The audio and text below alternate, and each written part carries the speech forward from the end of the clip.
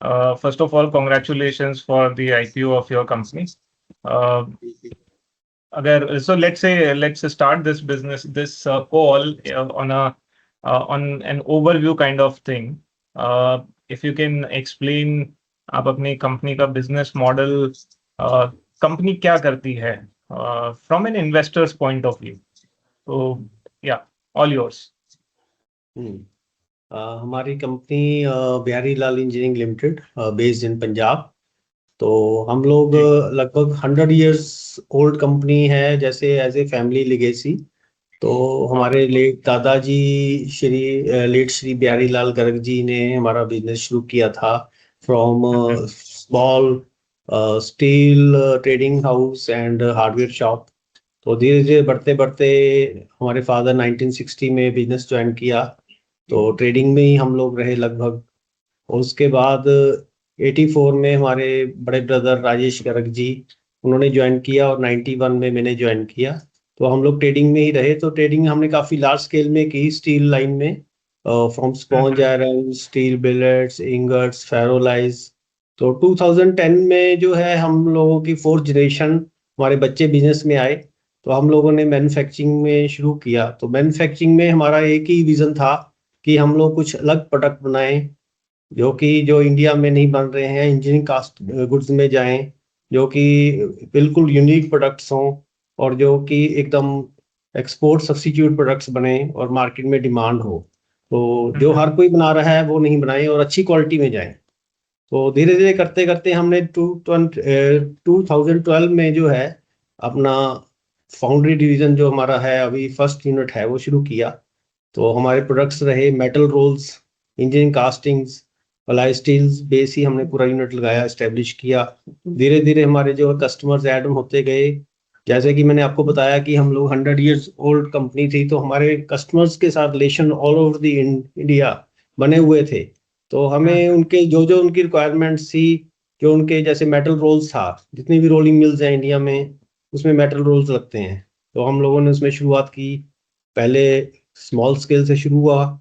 अब करते करते we are one of the largest producers of metal rolls in India.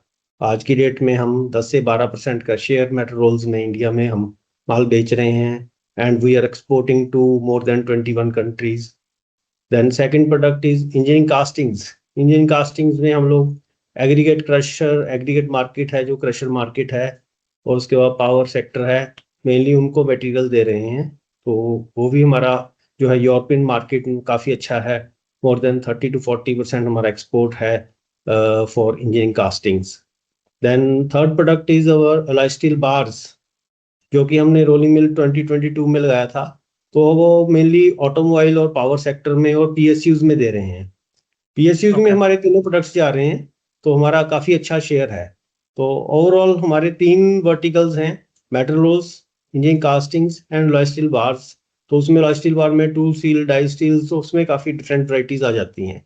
तो अलग अलग डिफरेंट इंडस्ट्रीज को हम कैटर कर रहे हैं, और आगे भी जो है इसी में हम एक्सपेंशन में भी जा रहे हैं. ग्रेट. तो सर, ये जो डिसीजन था आपका ट्रेडिंग से मैन्युफैक्चरिंग में जाने का, what prompted this decision, what triggered it? तो ट्रेडिंग में जैसे मेनली जो था, काफ़ी टाइम से हम लोग ट्रेडिंग में ही थे. तो जैसे न्यू जनरेशन आई फर्स्ट, तो जैसे न्यू जनरेशन बच्चे आए. हमारे 3 बच्चे हैं, लवलीश आप हमारे साथ ही बैठे हैं, भुवनेश एंड कनव. ये तीनों लोग 1 by 1 करके आए. तो हम लोगों का था कि कुछ यूनिक प्रोडक्ट बनाएं जो कि इंजीनियरिंग बेस हो और इम्पोर्ट सब्स्टिट्यूट हो, तो वैल्यू एडिशन में जाएं. तो वो उसके लिए मैन्युफैक्चरिंग ही एक अच्छा प्लेटफॉर्म था. तो ट्रेडिंग में तो चलो जैसा भी होता है, आपको मालूम है कि वॉल्यूम मिलता है, लेकिन इसमें जो है इंटरेस्टिंग ज़्यादा था, तो इसमें हम लोग गए. Okay, alright. अच्छा, क्विकली अभी आपने मेंशन किया, आपके प्रोडक्ट लाइंस के बारे में बताया, तो मैं समझना चाहूंगा कि यहाँ पे आपका रॉ मटेरियल जो है वो आप कहाँ से सोर्स करते हो?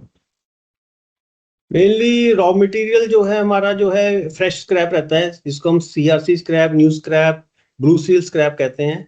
तो नॉर्थ इंडिया में काफ़ी ऑटोमोबाइल इंडस्ट्री है. तो ऑटोमोबाइल इंडस्ट्री से ही जो है हम लोग उनकी जो भी स्क्रैप जनरेशन होती है वो अच्छी वॉल्यूम में हो जाती है. तो वहीं से हमारा मटेरियल आ जाता है. तो तो कुछ मटेरियल हमें जो है स्पेशल स्टील जो है इंपोर्ट भी करते हैं, लेकिन मेनली 80 to 90% सोर्सिंग हमारी लोकल डोमेस्टिक मार्केट से है।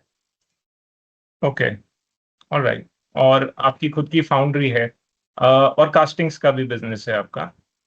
जी अ, जी।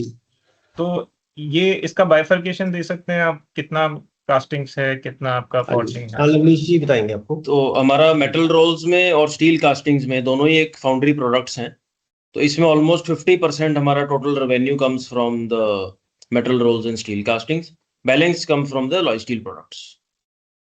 Okay, alright. तो इसमें और हम लोग जो मार्जिन्स? है जी जी, मार्जिन्स मार्जिन्स किस में हमारे बेटर रहता है?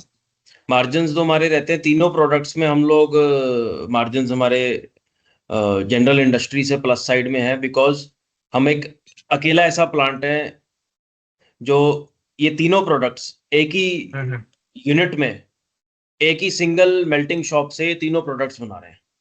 तो उससे हमारे को overall cost efficiencies, better scheduling, हर चीज में बेटर मिलता है। मेटल रोल्स में और स्टील कास्टिंग में जो हमारा एवरेज आप एबिटा की अगर बात करेंगे तो वो 25 to 30% रहता है, एंड अलॉय स्टील में हमारा 11 to 12% रहता है। Blended Okay. लेवल पे हमारा जो FY26 में एबिटा हमने क्लोज किया वो अराउंड 18% के आसपास क्लोज किया हमने। Great great. अच्छा, आपके कस्टमर्स के बारे में भी थोड़ा बताएं सर। कौन है आपके बड़े कस्टमर्स? अगर आप नाम ले सकते हैं तो बहुत ही अच्छा। मेटल रोल्स मैं प्रोडक्ट वाइज आपको इसमें बताता हूँ। मेटल रोल्स जो कंज्यूम होते हैं, इसके जो कंज्यूमर्स रहते हैं वो हॉट रोलिंग मिल्स रहते हैं। वर्ल्ड में कोई भी स्टील बनेगा वो मेटल रोल्स के थ्रू बनेगा। इंडिया में हम लार्जेस्ट प्रोड्यूसर है मेटल रोल्स के, क्रिसिल की रिपोर्ट के according, and 11% market share country का हम कैटर करते हैं। एज ऑन टुडे एक एस्टिमेटेड है 1,50,000 टन की इंडिया में डिमांड है मेटल रोल्स की, और उसके 11% 1200-1300 टन माल हम मंथली मैन्युफैक्चर कर रहे हैं। इसमें मेन स्टील प्रोड्यूसर्स, इंडिया की सबसे बड़ी स्टील फैक्ट्रीज सारे हमारे कस्टमर्स हैं in the primary manufacturing sector. Secondary steel में जैसे आपको बताया कि हम लोग I am the 4th generation in the business, and हम लोग एक लेगेसी लेके आ रहे हैं, तो obviously we got very very good contacts in the industry. Secondary steel तो पूरा ही हमारा कस्टमर बेस है। आप मार्केट में कहीं पे भी बिहारी लाल का नाम पूछेंगे तो they will direct to us. उसमें Shyam metallics, Godavari power, Sharda, Jaiswal ji, Odisha metallics, major जो इंडिया में secondary and primary steel producers हैं वो सारे ही हमारे कस्टमर्स हैं। मूविंग फॉरवर्ड इंजीनियरिंग कास्टिंग्स में दो सेक्टर्स में हम लोग काम कर रहे हैं। One is the mining sector and one is the power equipment, जो थर्मल पावर प्लांट्स बनाती है कंपनीज, उसमें गवर्नमेंट PSU भी है एंड प्राइवेट प्लेयर भी है। वो दोनों ही हमारे कस्टमर्स हैं। ओके, और मोर जो रोल्स हैं हमारे मोर देन 21 कंट्रीज में एक्सपोर्ट भी हो रहे हैं। Okay, alright. और एक्सपोर्ट ऐसी करीब ऐसी कितना कंट्रीब्यूट करता है रेवेन्यूज में? तो एक्सपोर्ट का almost 10%। 10%। 10%। And alloy steel products में हमारे जो कस्टमर्स हैं वो forging plants, machining units, OEM vendors जो कंपोनेंट्स बना के OEMs को देते हैं। अपार्ट फ्रॉम दैट हम लोग अब वैल्यू एडिशन के लिए डिफेंस में गवर्नमेंट PSUs में हमारी अप्रूवल्स हो गई हैं। We are a well known steel maker, IBR certified well known steel maker by the Indian boiler regulation act. उसमें जो हमारे ये बॉयलर में थर्मल पावर प्लांट्स के गवर्नमेंट PSUs हमसे काफी मटेरियल परचेज कर रहे हैं। उसके लिए हमने प्लांट में स्पेशल टेक्नोलॉजीज लगाई हैं जो हमें पहले बाहर से specific heat treated rounds, peeled rounds, bright bars जो पहले बाहर से मंगाने पड़ते थे, वो हमने आज अब इंडिया में डेवलप करके हम अपने कस्टमर्स को सप्लाई कर रहे हैं। Great great. तो मैं आपका RHP पढ़ रहा था, मैंने देखा कि यहाँ पे एक्चुअली आपका जो सेल्स वॉल्यूम है 26 में, FY26 में, वो स्लाइटली रिड्यूस हुआ है। एट द सेम टाइम आपके एबिटा मार्जिन्स जो है, एबिटा पर टन, वो काफी अच्छे से इंक्रीज हुआ है। यहाँ पे थोड़ा क्लियरली समझ में आता है कि आपका मार्जिन जो एक्सपेंशन है इसके पीछे प्राइसिंग का थोड़ा स्प्रेड जो है उसका हाथ ज्यादा है as compared to output. So volume काफी फ्लैट है आपका, लेकिन एबिटा पर टन जो है वो बढ़ रहा है। ये कितना ड्यूरेबल है ये समझना चाहेंगे। एज ए फैमिली जब से हमने 2012 से प्लांट को लगाया है, हम लोग एक प्रिंसिपल पे वर्क करते हैं कि प्लांट को हम पूरा रन करते हैं। डे 1 से हम लोग 90% कैपेसिटी पे रन करते हैं 2012 से जी। ये जो यूनिक प्रोडक्ट मिक्स है, जिसका हम शायद वर्ल्ड में एक अकेले ऐसे हैं जो ये तीनों प्रोडक्ट्स एक ही प्लांट में बना रहे हैं, ये हमारी सक्सेस का सबसे बड़ा रीजन है।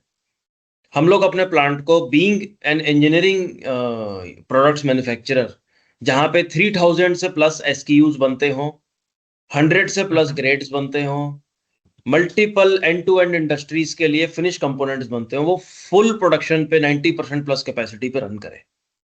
तो उसके लिए हम ईयर ऑन ईयर प्लांट को पूरा चला के our focus is on value addition, कि हम अपने कस्टमर्स के साथ अपने प्रोडक्ट को फॉरवर्ड इंटीग्रेशन करें एंड वैल्यू चेन में आगे बढ़ते जाएं। उससे जो हमारा रेवेन्यू है वो उतना नहीं बढ़ता, बट हमारे जो एबिटा लेवल और पैट मार्जिन्स है वो ड्रास्टिकली इंप्रूव हो जाते हैं। तो our focus is not volume, our focus is quality and precision products. तो वहां पे हमें मेजर गेन मिलता है। जैसे जैसे ईयर ऑन ईयर हमारी कैपेसिटी तो फुल रहती है, बट आप अगर पुराना 3 साल का चार्ट देखेंगे तो हमारे जो एबिटा मार्जिन्स है वो एक कंटिन्यूस स्पेस पे ग्रो हो रहे हैं और आगे भी ये ऐसे ही ग्रो होते जाएंगे। वॉल्यूम एक्सपेंशन के लिए हमारा ऑलरेडी काम शुरू हो गया। यूनिट 3 जैसे चाचू ने बताया हम लेके आ रहे हैं, उसमें हमारा काफी ड्रास्टिक मेल्टिंग कैपेसिटी एक्सपेंशन भी आ जाएगा by first half of next financial year. और वैल्यूडेशन पे तो हम लोगों का इम्फेसिस है ही, तो हम लोग वैल्यूडेशन पे चल रहे हैं।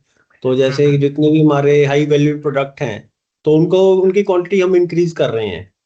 तो रेवेन्यू का जो होता है कि हमारा कभी भी फोकस नहीं रहता टर्नओवर रेवेन्यू का कि रेवेन्यू बढ़े। हम लोगों का फोकस था वैल्यूडेशन में जाएं और जहां पे हमारे को मार्जिन ज्यादा है जिन आइटम्स को, वो आइटम्स हम ज्यादा प्रोड्यूस करें। तो नेट रिजल्ट तो हम लोग समझते हैं कि बॉटम लाइन है, तो बॉटम लाइन देखते हैं। Right, absolutely. सो ये वैल्यू एडिशन वाला बड़ा अच्छा पॉइंट आपने बताया। अगर आप इसको थोड़ा और डिटेल में बताएं कि क्या नए प्रोडक्ट्स आप अगले 3 या 5 साल में लॉन्च करने वाले हैं और जैसे कहाँ पे। जी जी बताइए प्लीज। आपका एबिटा पर टन जो है ना, बेसिकली इंडस्ट्री के अंदर ये एक स्टैंडर्ड की तरह काम करता है। सो मैं ये समझना चाहूंगा कि ये कहाँ पे जाके आप इसको स्टेबलाइज होते हुए देख रहे हैं, या जैसे पिछले 3 साल में आपने बताया कि बढ़ते जा रहा है, तो ये इनफाइनाइटली तो नहीं बढ़ते रह सकता है।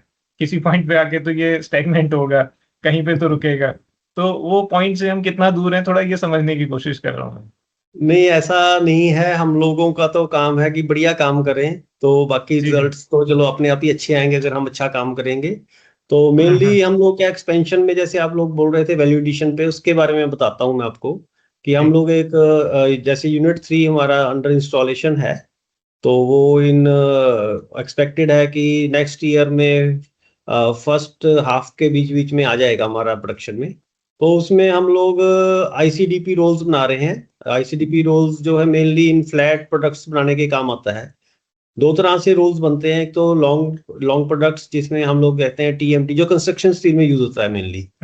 जैसे TMT हो गया, एंगल, चैनल, गार्डर्स, ये सबको हम लॉन्ग प्रोडक्ट्स बोल देते हैं। एंड सेकंड पोर्शन भी बहुत अच्छा है इंडिया में, वो है फ्लैट प्रोडक्ट्स, जिसमें हमारी शीट्स बनती हैं, कॉइल्स बनते हैं। जैसे आप कार बनती है, कार की बॉडी जितनी भी शीट से बनी, तो जितना भी शीट्स बनती हैं, प्लेट्स जिसको हम बोल देते हैं, तो उनके जो रोल्स हैं मेनली वो अभी भी जो है बाहर से इंपोर्ट हो रहे हैं। काफी ज्यादा क्वांटिटी में 90 to 95% बाहर से इंपोर्ट हो रहे हैं। तो वो हम यहाँ पे प्लांट लगाने जा रहे हैं, तो वो इंडिया में बनेंगे। That will be 100% import substitute. तो उसका अच्छा हमें एक वैल्यू एडिशन मिलेगा। चलो दोनों तरफ से है, हमारा भी रेवेन्यू बढ़ेगा, पैट बढ़ेगा। सेकेंडली इंडियन गवर्नमेंट आज की डेट में हमारी जो फॉरेक्स है वो भी बचेगी, कस्टम ड्यूटीज हैं वो भी बचेंगी। तो उसमें हमारी अच्छी वैल्यूडेशन होनी चाहिए। और जहां आप कह रहे हैं बीटा मार्जिन कहाँ जाएगा, तो हम ये कहते हैं जी कि ये तो बढ़ता जाना चाहिए ईयर ऑन ईयर। तो इसके बारे में हम क्यों सोचें कि ये स्टैग्नेंट होगा कभी भी। तो हम अच्छा काम करेंगे तो अच्छे रिजल्ट्स आएंगे जी। ओके, ये भी अच्छी बात है। अच्छा, आपने बताया जैसे फ्लैट प्रोडक्ट्स की हम बात करें तो ये जैसे ऑटोमोटिव स्टैंपिंग्स वगैरह में इनमें काफी काम आते हैं। जी। तो यहाँ पे जहाँ तक मुझे पता है इंडस्ट्री में जो मेरा एक्सपीरियंस रहा है, काफी सारा स्टील इंडिया में बनता है, हाई स्ट्रेंथ स्टील वगैरह को छोड़ दें तो। जी जी जी। काफी कंपनीज हैं वैसे तो। हम्म। तो इसमें मेरे ख्याल से इंपोर्ट सब्स्टिट्यूशन प्रोबेबली उतना ज्यादा नहीं होगा जितना कि दूसरे आपने जो प्रोडक्ट्स बताए उनके अंदर हो। नहीं नहीं, हमने एचआर कॉयल नहीं बनाना है। आप जो हम्म एचआर कॉयल के जो मैन्युफैक्चरर्स हैं, जो एचआर कॉयल बनाते हैं, जैसे जेएसडब्ल्यू है, सेल है, तो हम्म हम्म उनको जो रोल्स चाहिए उनको रोलिंग के लिए जैसे प्रोडक्ट बनेगा, वो रोल्स बनाएंगे हम। वो भी इंपोर्ट हो रहे हैं, उसका जो है ओके। इंपोर्ट सब्स्टिट्यूशन बनेगा। हमने तो रोल्स बनाने हैं, हमने एचआर कॉयल नहीं बनाना है। एचआर कॉयल तो ऑलरेडी जो प्लांट्स बना रहे हैं तो वो वही बनाएंगे। टाटा है, जेएसडब्ल्यू है, सेल एंड का मेजर शेयर है, एएम है, आर्सेलर मित्तल, तो ये लोग बना रहे हैं, तो इनको हम रोल्स सप्लाई करेंगे। Okay alright. एक जो चीज सर मैंने इसमें नोटिस की है आपके आरएचपी में, आप अपने कस्टमर्स के साथ long term supply contract sign नहीं करते हैं। Please correct me if I am wrong, लेकिन ये एक रेवेन्यू विजिबिलिटी पे क्वेश्चन मार्क भी खड़ा करता है, क्योंकि आप इतना लंबा चौड़ा सेटअप रन कर रहे हैं। आई थिंक 1000 के करीब आपके एम्प्लॉयज हैं, कॉन्ट्रैक्चुअल एंड जी ऑन रोल्स मिला के। अ, जी जी। तो ये तो काफी बहुत इम्बैलेंस सी सिचुएशन लग रही है। तो कल की तारीख में अगर ऐसा कुछ हो जाए, आई एम श्योर 100 years की आपकी लेगेसी रही है, और वो ट्रेडिंग में ज्यादा रही है, लेकिन ऐसी सिचुएशंस तो आती हैं। तो आपका क्या इसमें स्ट्रेटेजी रहेगा फिर? सर इसमें this works as more of a advantage than a disadvantage. Okay. हम जो प्रोडक्ट्स बनाते हैं वो कस्टमर्स हमारे साथ कोलैबोरेट करके डेवलप करते हैं।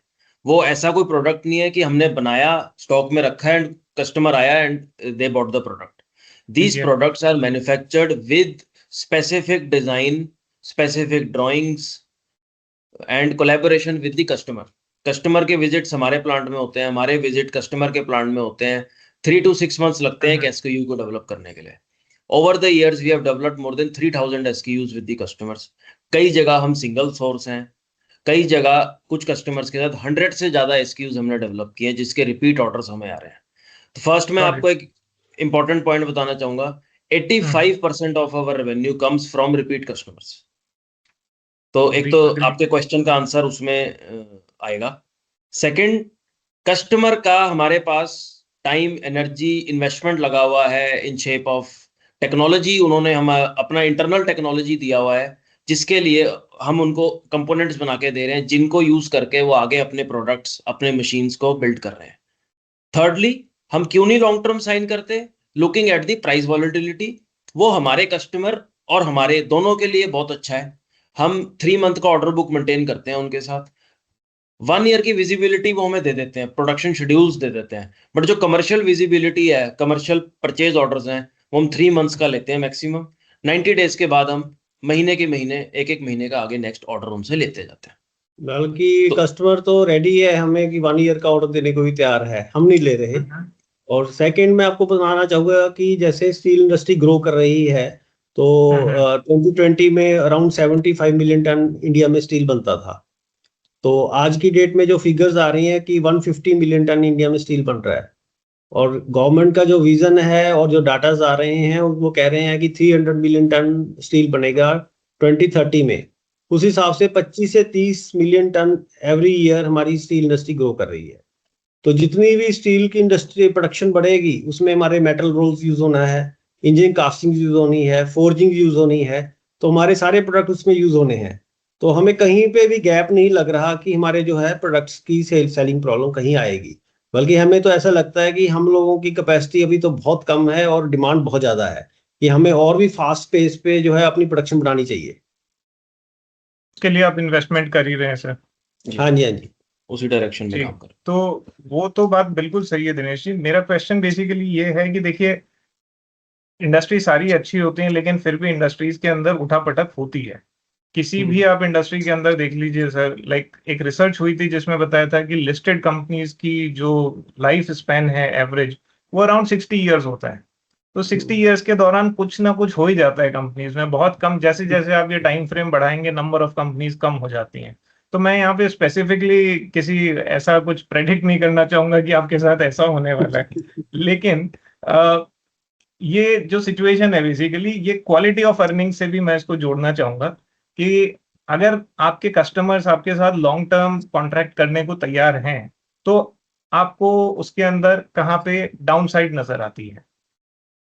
डाउन साइड तो ऐसा कुछ नहीं नजर आता, लेकिन क्या होता है कि जैसे प्राइस फ्लक्चुएशंस हैं और भी वो फैक्टर्स हैं, सब कुछ काफी कुछ चेंजेस आती रहती हैं, तो हम सर बहुत लेकिन ज्यादा इंडस्ट्री लॉन्ग में टर्म में नहीं जाना चाहते। प्राइस फ्लक्चुएशंस जो हैं वो एलएमई से आप लिंक कर सकते हैं, industry works like that, so hmm, I don't think there is any issue as such in signing long term contracts, because वो एडवाइजेबल है, इन्वेस्टर्स को एक रेवेन्यू विजिबिलिटी मिलती है तो समझ में आता है कि हाँ ये ठीक है, आज की तारीख में अच्छा है लेकिन गोइंग फॉरवर्ड भी अच्छा रहेगा। नहीं देखो, हमारा जो पास्ट एक्सपीरियंस है, जैसे आप ये लगाओ कि कोविड भी आया, डिमोनेटाइजेशन भी आया, तो काफी, और यूक्रेन वॉर आई, उसके बाद इराक वॉर भी आई, तो देखो ये सब चीजें तो चलती रहती हैं, ये किसी के भी हाथ में नहीं, लेकिन हम लोगों का ठीक रहा है, डिमांड ठीक रही है। तो हमारा जैसे है कस्टमर बेस काफी स्ट्रांग है, we have more than 1800 customers. तो हमें नहीं लगता कि कहीं पे भी ऐसा होगा, तो हमारे बिजनेस मॉडल को देखते हुए, प्रॉफिटेबिलिटी देखते हुए, कि हमें और नए प्रोडक्ट्स भी हम ऐड कर रहे हैं, नए कस्टमर्स भी ऐड कर रहे हैं, उसमें भी हमें क्वेश्चन चाहिए, तो कुछ ना कुछ हमारी R&D भी चलती रहती है। तो हम लोग थोड़ा सा इस वाले बिजनेस मॉडल में ज्यादा अपने आप को कंफर्टेबल फील करते हैं, और इसी मॉडल से ही हमने ग्रो किया अभी तक। ओके लास्ट ओके जितने भी ईयर्स में हमारी ग्रोथ है, आप हमारे ईयर एंड ईयर हमारे बैलेंस शीट्स देखें और देखें, तो हमारा ग्रोथ लेवल भी उसी पे चल रहा है। तो हमें ये पॉलिसी थोड़ा सा हमारी मैनेजमेंट को ज्यादा सुटेबल लग रही है, इसलिए हम उसी पे चल रहे हैं। इन फ्यूचर अगर कभी लगता होगा कि कुछ चेंजेस करने हैं, तो हम उस पे भी जा सकते हैं, वी आर फ्लेक्सिबल, ये तो है नहीं हमने फिक्स कर लिया कोई चीज। जी जी आज की जी डेट में हमें ये सूट कर रहा है, कल को हो सकता है आफ्टर 3 मंथ 6 मंथ 1 ईयर हमें लॉन्ग टर्म कॉन्ट्रैक्ट्स की लगता होगा सुटेबिलिटी है, तो हम उस पे चले जाएंगे। तो ये सब मैनेजमेंट का और बोर्ड का डिसीजन है, और टाइम टू टाइम हम लेते रहेंगे। Fair enough, no issues. ये काफी कुछ ऐसा होता है कि मतलब आज तक हम इस तरीके से काम करते हैं और ये चीज काम कर रही है तो इसमें बदलाव करने की क्या जरूरत है? नहीं नहीं, ठीक है। हम फ्लेक्सिबल हैं जी, हम फ्लेक्सिबल हैं। जी जी जी। अच्छा एक चीज और सर मैं यहाँ पे पूछना चाहूंगा आपसे, जो मैंने अभी मेंशन किया क्वालिटी ऑफ अर्निंग्स, तो अभी आपकी अर्निंग्स काफी अच्छे से इम्प्रूव हुई है लेकिन आपका जो कैश जनरेशन कैपेसिटी है वो काफी कम हुई है, इनफैक्ट आपकी वर्किंग कैपिटल काफी इंक्रीज हुई है, इन्वेंट्री डेज जंप हो गए हैं, कैश कन्वर्जन साइकिल जो है वो भी आपका इंक्रीज हो गया है, तो ऑपरेटिंग कैश फ्लो जो है वो आपका काफी इम्पैक्ट हुआ है। इसको इसके बारे में आप क्या बताना चाहेंगे? सर ये डेफिनेटली जो हमारे प्रोडक्ट इनोवेशन हो रहा है, जैसे जैसे हम वैल्यू चेन में आगे जाएंगे, तो उस that means we are doing more processing on our existing manufactured products, तो उसमें हमारा जो वर्किंग कैपिटल साइकिल है वो इंक्रीज होता है। अ, पहले हम प्रूफ मशीनिंग करते थे, अब हम फिनिश मशीनिंग करने लग गए, उसके बाद शॉर्ट ब्लास्टिंग करने लग गए, उसके बाद पेंटिंग शॉप भी डाल दी, पैकेजिंग भी डाल दी, रेडी टू यूज प्रोडक्ट बना दिया हमने। तो उससे हमारी वैल्यूडेशन बढ़ती रहती है। लास्ट ईयर तक हम जितना भी वैल्यूडेशन करते थे वो हर साल जो हमारे हाई वैल्यू एडेड प्रोडक्ट्स हैं वो बढ़ते बढ़ते आज हम मोर देन 60% पे आ गए हैं, जो हर साल 5 से 10% टोटल रेवेन्यू पे हम ग्रोथ करते जा रहे हैं उसमें। तो उसका ये एक रीजन है कि ये बढ़ रहा है। बट आप उसकी दूसरी तरफ देखेंगे, जो पैट है हमारा वो ग्रोथ लाइन में है, वो भी इंक्रीज हो रहा है। वो अ, बिजनेस की नीड की वजह से बढ़ा है, कोई आउट ऑफ रिस्क नहीं बढ़ा। That is the need of the business to increase that. वो कैलकुलेटेड ही है जी, उस पे हम रिटर्न देखते हैं कि अगर हमारी कॉस्ट कुछ आ रही है वर्किंग कैपिटल की, तो उससे ज्यादा रिटर्न ज्यादा अच्छी मिल रही है, तो हम उस पे प्ले कर रहे हैं। तो अगर कंपनी डेट फ्री, तो हम उस टाइप से ही चल रहे हैं कि हमारे पास फंड्स हैं, तो उसको बेटर यूटिलाइज करें, कहीं भी करें इन्वेस्ट, बेटर यूटिलाइज करें, चाहे हम इन्वेंट्री में करें या कहीं भी करें, तो उसकी यूटिलाइजेशन बेटर होनी चाहिए और रिटर्न बेटर होनी चाहिए। तो सारे got it, डिसीजन जैसे भी है, जो हमारी फाइनेंशियल टीम है हमें जैसे गाइड कर रही है, वैसे ही हम लोग कर रहे हैं। जी ओके।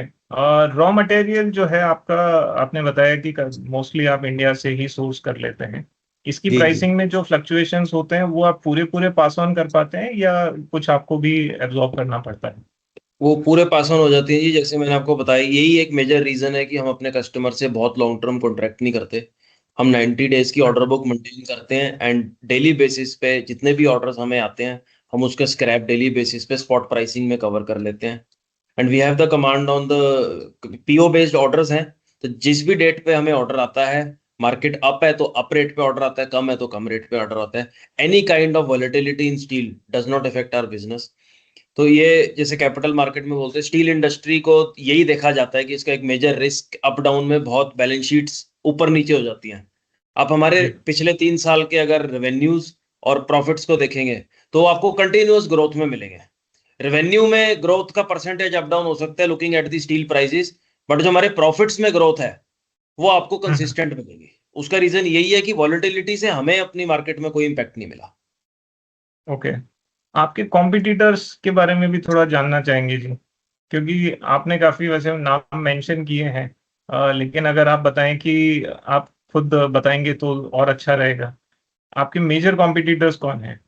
एक बात तो सर आपने क्लियर कर दी कि आपके तीनों प्रोडक्ट्स लाइंस बनाने वाली दूसरी कोई फैक्ट्री, दूसरी कोई कंपनी नहीं है, लेकिन इन तीनों के अंदर भी आपके कुछ कॉम्पिटिटर्स होंगे. सर जैसे आपने बताया, कंपटीशन को ढूंढना बहुत मुश्किल है because we are a unique one of its kind plant.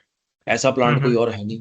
But अगर आप प्रोडक्ट वाइज में भी जाएंगे तो मेटल रोल्स में कोई ऐसा मेजर इंडिया में मेजर प्लेयर, स्कैटर्ड मैन्युफैक्चरर्स हैं. अगर आप मेजर प्लेयर भी देखना चाहेंगे तो कोई है नहीं. Being the largest manufacturer in the country, हम लोग 11-12% का कंट्री का मतलब इंपोर्ट भी हो रहा है. सारे में मिला के 11-12% मार्केट शेयर हमारा है आज की डेट में. कास्टिंग्स में अगर हम अपने स्पेसिफिक प्रोडक्ट की बात करें, aggregate crusher casting and castings for the power sector, उसमें भी हम लोग मेजर मार्केट शेयर कैप्चर कर रहे हैं आज की डेट में. एंड उसमें भी मेजॉरिटी अगर आप देखेंगे कोई, बट कास्टिंग में अगर आप और any other type of casting में जाएंगे तो एआई इंजीनियरिंग है और है, इस टाइप के अलग अलग कास्टिंग के प्लेयर्स हैं, but they are nowhere related to the type of casting that we are making. Thirdly alloy steel में जैसवाल निको है, वर्धमान है, इस टाइप के काफी अच्छे यूनिट्स हैं. बट इनमें से कुछ हमने नाम अपने आप जी, इनमें से कुछ नाम मैंने देखे आरएचपी में, और एक नाम ने थोड़ा मेरा ध्यान आकृष्ट किया था, आरएचआई मैग्नेसिटा. तो ये कहाँ पे आपका ओवरलैप है, कैसे आपके पीयर हैं? सर एक्चुअली बैंकर्स के साथ जब हम बैठे पीयर्स ढूंढने गए तो मेटल रोल्स में कोई पीयर मिला ही नहीं. तो metal roll is basically a consumable product for a hot rolling mill. जी. तो आरएचआई मैग्नेसिटा अच्छा. Makes refractory which is also a consumable product for a rolling mill. So as अच्छा, अच्छा, our in that bankers sense. guided us, so we added them in our peer product list. Two product कोई match नहीं हो रहा. That is different product and our is different product. तो ऐसे as a peer, as a consumable करके peer हो गया, लेकिन वैसे हमारा कोई कंपटीशन नहीं उनसे. जी जी जी, मैं वही समझना चाह रहा था कि आपकी किसी फैक्ट्री के अंदर छोटी सी कोई मशीन रिफ्रैक्टरी प्रोडक्ट्स भी बना रही हो. नहीं नहीं नहीं, हमारे है नहीं, फैक्ट्री प्रोडक्ट नहीं है एक्चुअली. वो बस वैसे एज ए कंज्यूमेबल करके मैच हो गया, वैसे नहीं था. Got it, got it. Sir finally pricing के बारे में, और प्राइसिंग नहीं, मतलब इन्वेस्टर्स आपकी कंपनी में क्यों इन्वेस्ट करें? मतलब मैं अगर इन्वेस्टर हूं तो मैं क्यों आपकी कंपनी में पैसा लगाऊं? देखो, हम लोगों ने अच्छा जो है एक परफॉर्म किया है लास्ट ईयर्स में. तो हमारे रिजल्ट्स अच्छे हैं, नंबर्स अच्छे हैं, हमारे एक्सपेंशन प्लान्स अच्छे हैं, हम लोगों ने जितने ऑब्जेक्टिव्स दिए वो अच्छे हैं. तो ये सब कुछ देखते हुए अगर मैं भी एज ए इन्वेस्टर बात करूं और मैं बैलेंस शीट देखूं कि बिहारीलाल इंजीनियरिंग कैसी है, तो मैं भी इन्वेस्ट करूंगा. तो यही मैं एक्सपेक्ट करता हूं कि दूसरे इन्वेस्टर भी हमें इन्वेस्ट करेंगे.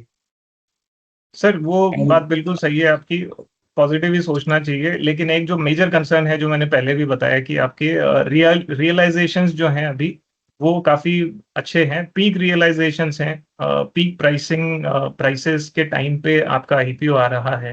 और आपने बहुत अच्छे से बताया कि आप गोइंग फॉरवर्ड नए प्रोडक्ट्स भी बनाएंगे जो कि हाई मार्जिन रहने वाले हैं.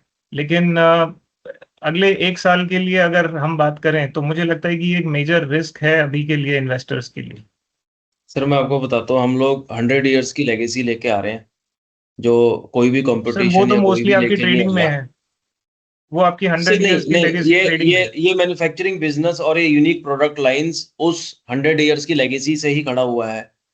क्यों और कोई अभी तक ऐसा प्लांट नहीं लगा पाया? क्योंकि वो 100 साल पीछे रहेगा हमारे से. We have industry relations. हम लोग मार्केट में ऐसे प्लेस्ड हैं कि हमें अपनी बात समझानी, बतानी और सामने वाले को हमारे पे ट्रस्ट करना, एक फर्स्ट मूवर एडवांटेज मिलता है हमें हर जगह. उसके बाद ऑब्वियसली हम इस पे बिल्ड करते हैं. जी ओके, जी ठीक है दिनेश जी, आपका बहुत बहुत धन्यवाद, आपने टाइम दिया, अपना कीमती समय दिया, और आईपीओ की सफलता के लिए आपको हार्दिक शुभकामनाएं। ठीक है, थैंक यू।